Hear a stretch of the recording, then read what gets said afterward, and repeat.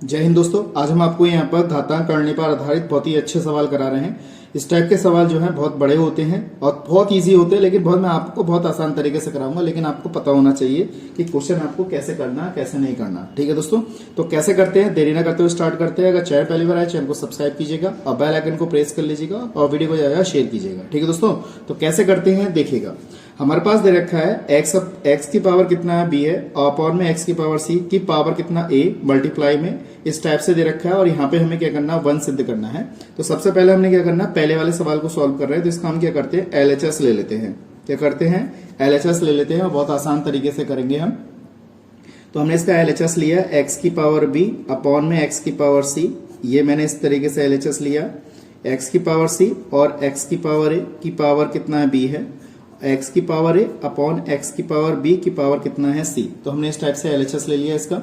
अब आपको पता है कि j वाली घात जब ऊपर जाएगी तो हमें घातांक और करने के बारे में सारे नियम आपको पता होना चाहिए। जब ये घात ऊपर जाएगी तो माइनस में जाएगी, तो x की पावर b मल्टीप्लाई x की पावर माइनस c इस तरीके से लिखेंगे। और पावर a हमारे पास है ही, ये मल्टीप्लाई का चिन्ह है, x की पावर c मल्टीप्लाई x की पावर a। यहाँ पर हमारे पास क्या है, ये माइनस का है और ये वाली घात जो हमारे पास कितनी है, b है।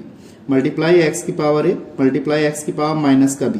ये वाली घात ये ऊपर जाएगी तो माइनस में, ये वाली घात भी ऊपर जाएगी तो माइनस में। तो ये कितना है हमारे पास, ये वाला जो पद है हमारे पास क्या है, c। अब आपको पता होना चाहिए, अब आधार एक सा होता है, आधार एक सा होता है, आधार एक सा होता है तो गुणा करने पे घातें जुड़ जाती हैं। तो यहाँ पे लिखेंगे x की पावर b माइनस का c। अब आप कहेंगे सर यहाँ पे जोड़ना है, तो ये लेकिन जब प्लस की गुणा माइनस से करेंगे तो माइनस आएगा। इस तरीके से लिखा मैंने, x की पावर c माइनस a इस तरीके से लिखा और x की पावर a माइनस b इस तरीके से इसको लिखेंगे। इसके बाद लिखने के बाद हमने क्या किया, यहाँ पर इसकी मल्टीप्लाई इससे कर देंगे, x की power a b minus c, यहाँ पर x की power b c minus a, x की power c a minus b इस तरीके से लिखा।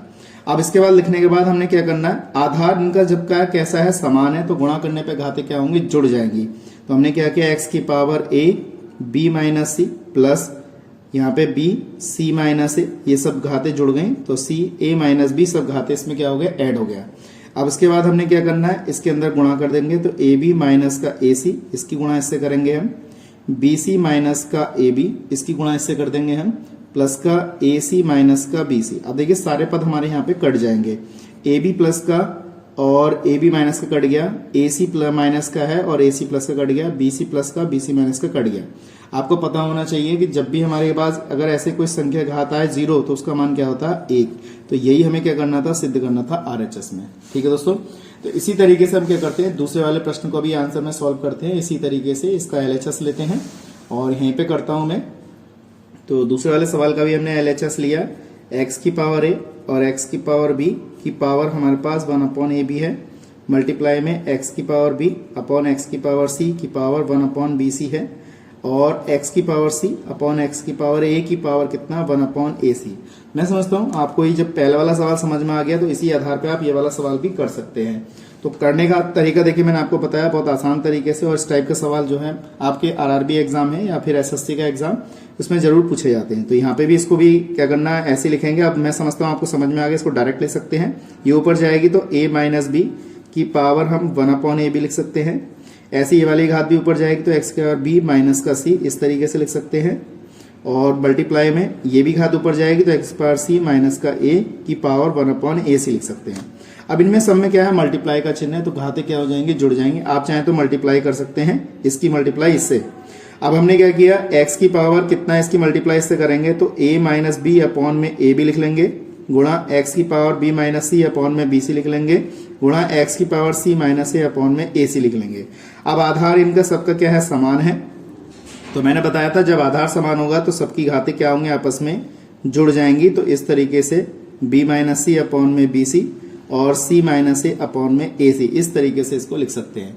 अब बात आती है यहाँ पे इसके एलसीएम की। तो x की पावर आपका एलसीएम देखें यहाँ पे a b b c c है, बच्चे यहीं पे गलती करते हैं।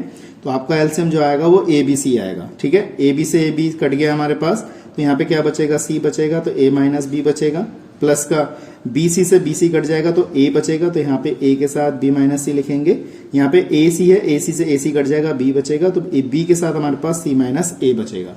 ठीक, इसके बाद हमने क्या किया, x की पावर अंदर मल्टीप्लाई कर लेंगे तो ac माइनस का bc प्लस का ab माइनस का ac प्लस का BC माइनस का AB, और बटे में हमारे पास क्या दे रखा है, ABC दे रखा है। अब देखिए AC से AC कैंसिल हो गया, BC से BC कैंसिल हो गया, AB से AB कैंसिल, तो x की पावर 0 बटे ABC आएगा, और किसी भी संख्या के घात 0 हो तो उसका मान भी क्या आता है, हमारे पास 1 होता है। तो मैं समझता हूँ ये चीज़ आपको अच्छी तरह समझ में आ गई होगी। तो क्वेश्चन बहुत अच्छे थे, आपको अच्छी तरह केयरफुली करना है, क्योंकि जितना आप केयरफुली करेंगे उतना आपको अच्छी तरह समझ में आएगा, और प्रैक्टिस इतनी करें कि जितना आप कर सकते हैं उतना आपके लिए फायदेमंद रहेगा। ठीक है दोस्तों, तो आज के लिए इतना ही। नेक्स्ट वीडियो में मिलते हैं ऐसे इंटरेस्टिंग क्वेश्चनों के साथ। जय हिंद, जय भारत।